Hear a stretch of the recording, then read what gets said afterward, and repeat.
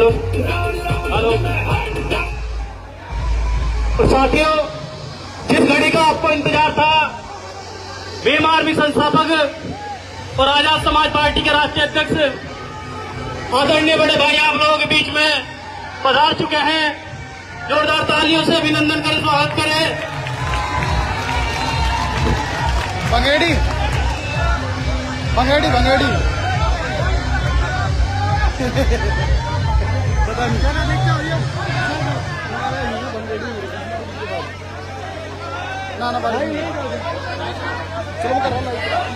तो साथियों,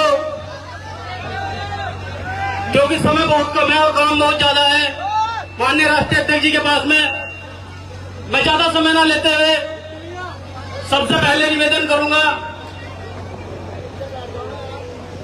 भंगेड़ी की इस टीम का, जिन्होंने ये प्रोग्राम कराया, वाजिद भाई।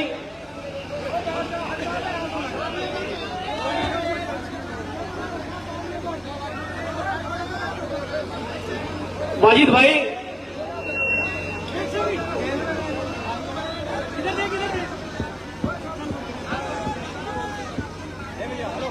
तो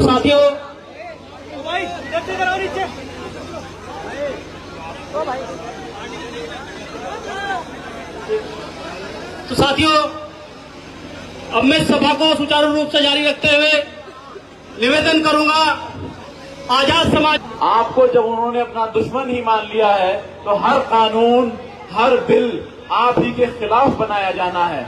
अब मुझे बताएं कि एक ऐसे समय में जब आपके पास अपनी बात कहने तक के लिए कोई प्लेटफॉर्म नहीं है, एक ऐसे इंसान जिन्होंने अपनी जिंदगी को वक्फ कर दिया है सिर्फ कौम की खिदमत के लिए, आप बताएं कि 1947 में जब आपको आजादी मिली, उसके बाद से आज तक कोई ऐसी सरकार, कोई ऐसी पार्टी जिसने आपके लिए कानून बनाए हों, जिसने आपके लिए काम किया हो। बाबा साहब डॉक्टर भीमराव अम्बेडकर ने ये तो आपको वोटों का अधिकार दे दिया था, लोकतंत्र बना दिया था कि इसमें आपके वोट की अहमियत है, वोट की कीमत है, उसके जरिए से लोग पार्लियामेंट के अंदर, विधानसभा के अंदर जाते हैं। अगर ये भी ना होता तो आपको कोई पूछने वाला भी नहीं था। ये दाढ़ियां, ये टोपियां, ये ऊंचे पाजामे, ये नमाजें, ये मुसल्ले, ये बगलों में दबाए हुए कुरान, ये मदरसों में जाते हुए बच्चों के बगलों में दबी हुई तख्तियां, सबके सब बेकार थे। आपके मिंबरों मेहराब पर आज हमला है, आपकी मस्जिदों पर आज हमला है, आपके गुरुघरों पर आज हमला है, आपके मदरसों पर आज हमला है। पुष्कर सिंह धामी जी कहते हैं कि हम मदरसों की जांच कराएंगे।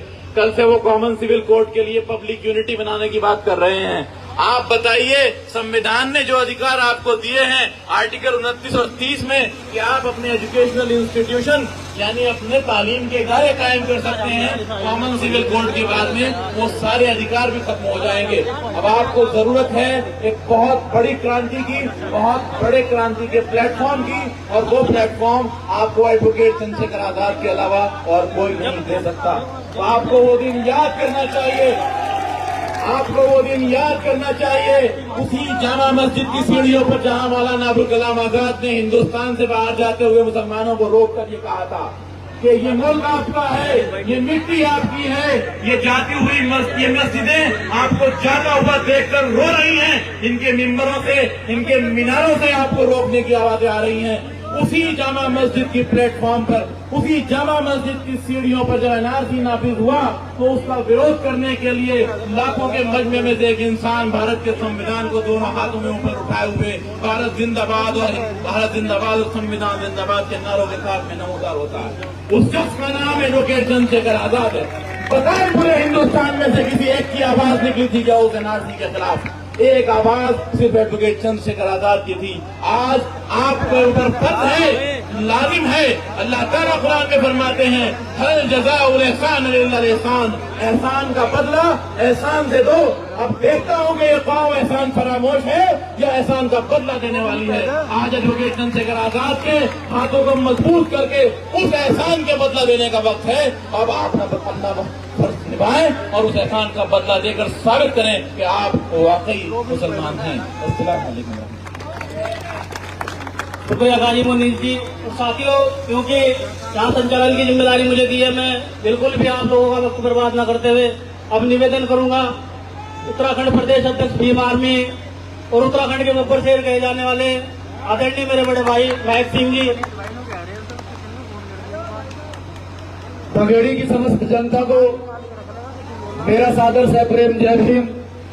मंच पर उपस्थित भीम आर्मी भारत एकता मिशन के संस्थापक, आजाद समाज पार्टी के राष्ट्रीय अध्यक्ष, आजाद समाज पार्टी के प्रदेश अध्यक्ष व साथ में चलकर आए समस्त साथियों, आज बघेड़ी में इस सभा का आयोजन किया गया है। इस सभा के माध्यम से मैं आप सभी साथियों से यही अपील करना चाहता हूं, क्योंकि माननीय राष्ट्रीय अध्यक्ष जी यहाँ पर मौजूद हैं और वो आपके बीच में अपनी बात रखेंगे। इस मंच के माध्यम से यही कहना चाहता हूं कि आने वाली 26 तारीख को जिस प्रकार से गाजी मोनीस जी ने आपको बताया और समझाया कि देश के अंदर हालात इतने खराब हैं कि आपके पड़ोस में पड़ता है डाटा पट्टी, आपके पड़ोस का गांव है डाटा पट्टी, किस प्रकार से वहां मेरे मुस्लिम भाइयों के घरों में घुसकर बजरंग दल के गुंडों के द्वारा मारा गया, उनके घर जलाए गए, उनके पशु जलाए गए, उनकी गाड़ियां जलाई गई। एक भी नेता घरों से बाहर निकल कर नहीं आया। अगर किसी नेता ने आदेश किया अपनी इस फौज को, अपने कार्यकर्ता को, तो उस नेता का नाम चंद्रशेखर आजाद है। और जो नेता अपने कार्यकर्ताओं को आदेश करता है कि जाओ डाटा पट्टी के अंदर और देखो इस सरकार में कितनी ताकत है कि हमारे लोगों के घरों के ऊपर बुलडोजर चलाना चाहती है, वो बुलडोजर तुम्हारी लाशों से चलना चाहिए, लेकिन लोगों के घरों पर खरोच नहीं आनी चाहिए। ये करके दिखाया भीम आर्मी ने और वो बुलडोजर वहां से हटवा कर दिखाए। साथियों, से बहुत सारे मुद्दे हैं जिन मुद्दों पर आदरणीय डॉक्टर चंद्रशेखर आजाद जी ने पूरे देश के अंदर आंदोलन किए, पूरे देश के अंदर प्रोटेस्ट किए और आप लोगों के अधिकारों को सुरक्षित करने का काम आदरणीय डॉक्टर चंद्रशेखर आजाद जी ने किया है। मैं इस जनता से अपील करना चाहता हूं कि आने वाली 26 तारीख को खजूर के सामने मोहर लगाकर आप अपने प्रत्याशी आजाद समाज पार्टी के समर्थित उम्मीदवार को भारी मतों से यहाँ से जिताकर भेजने का काम करें। और साथियों, इतना बात आपसे करते हैं कि जितना आप लोग हमें मजबूत करेंगे, अभी राजनीतिक स्तर पर हम लोग मजबूत नहीं है, सामाजिक स्तर पर आज के बच्चे इतने मजबूत हैं कि शासन प्रशासन को किसी भी स्तर पर झुकाने में कामयाब रहते हैं। लेकिन साथियों, खाली धरना प्रदर्शन करने से, खाली रोड पर आने से, मुकदमे लगवाने से, जेल जाने से इस क्षेत्र की समस्याओं का समाधान नहीं होने वाला है। आप मजबूत करो आजाद समाज पार्टी के समर्थित उम्मीदवार को। मैं आपसे वादा करता हूं कि जिस प्रकार से यहाँ आर्मी कैंप के बाहर धरना दिया गया था, गेट को लेकर रात्रि होते ही इस गेट को बंद कर दिया जाता है। आपसे वादा करते हैं कि आप आजाद समाज पार्टी के समर्थित उम्मीदवार को यहाँ से जिताकर भेजने का काम करें। आपकी समस्याओं का समाधान किया जाएगा और यहाँ ईंट से ईंट बजाने का काम सरकार का भीम आर्मी करेगी। जय भीम, जय श्री राम।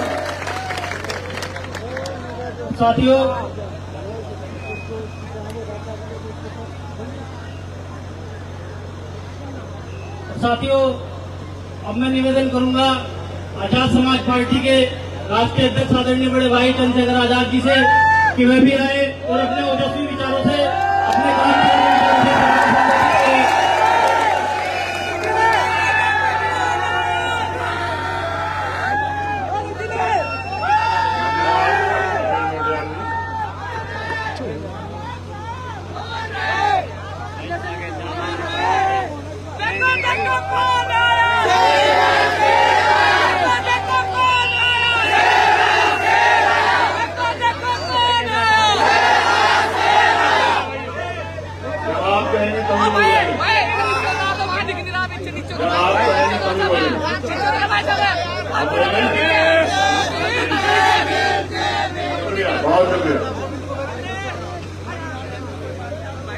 बघेड़ी की ये सभा यहाँ उपस्थित इस क्षेत्र के सम्मानित ग्रामवासी, बुजुर्ग साथी, बुजुर्ग हमारे माता बहने, वो जो वहाँ दूर छतों से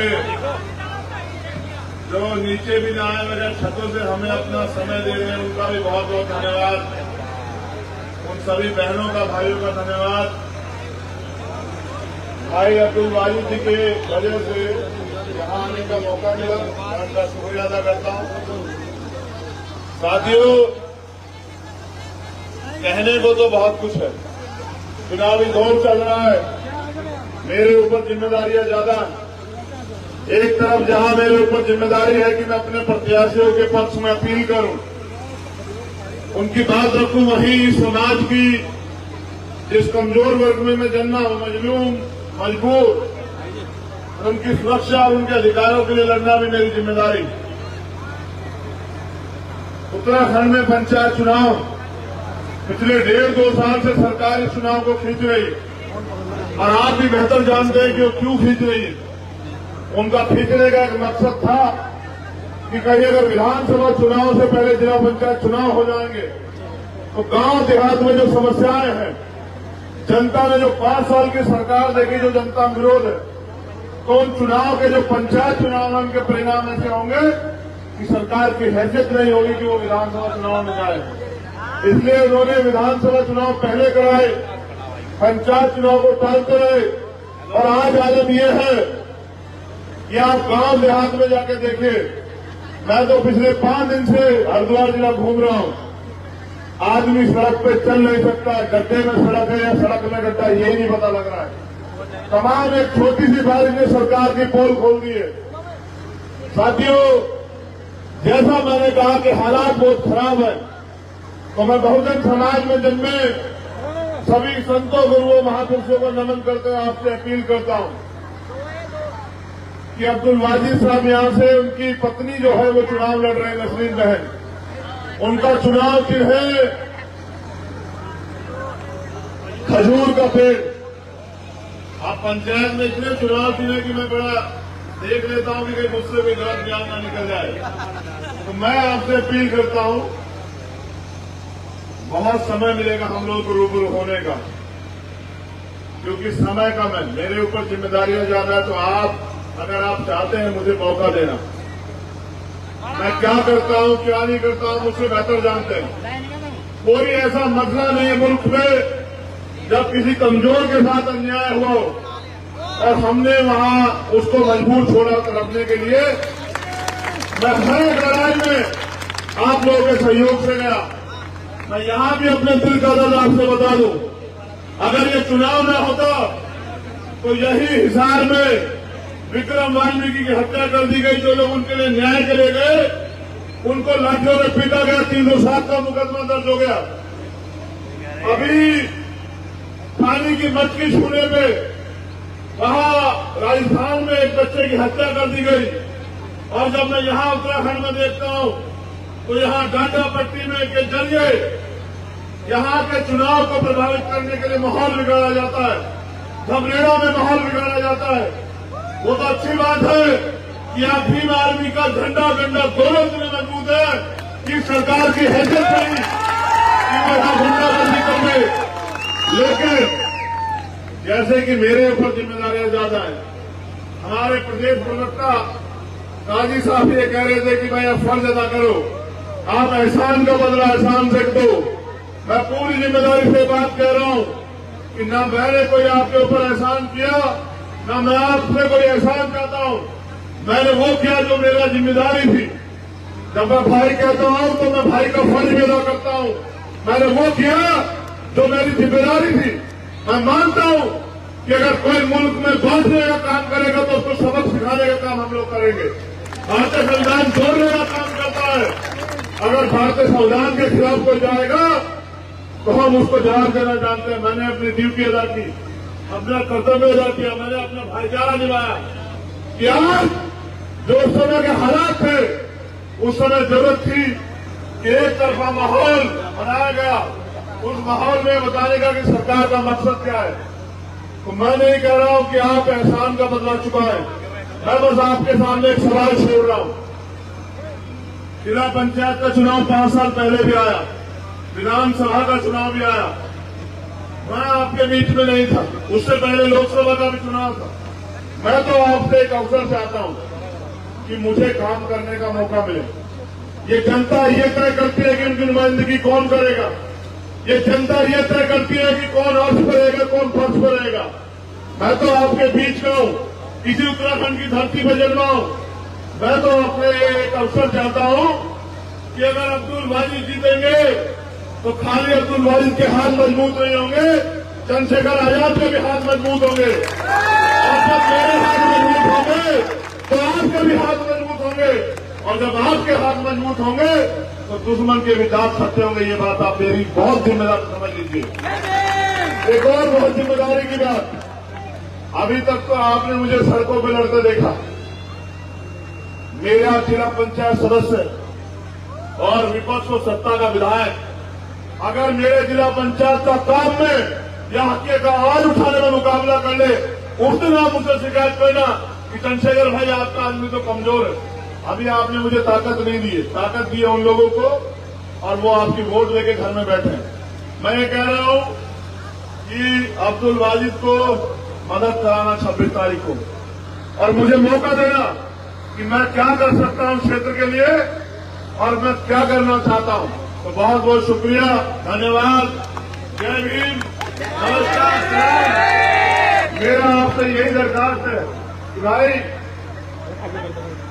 ये लोकतंत्र है, आप तय करोगे कि आपकी आने वाली पीढ़ियों का भविष्य क्या होगा। ये आपके हाथ में, चाहे तो ताकत देके इसको बचा लो, वरना जिस तरह से माहौल बना जा रहा है, कुछ दिनों में संविधान नहीं रहेगा, और जब संविधान नहीं रहेगा तो अपने मुल्क में अपने धर्म को मानने की, उसकी पूजा करने की आजादी भी छीन जाएगी, और ये दिन का बस है तो वोट का अधिकार भी छीन ले।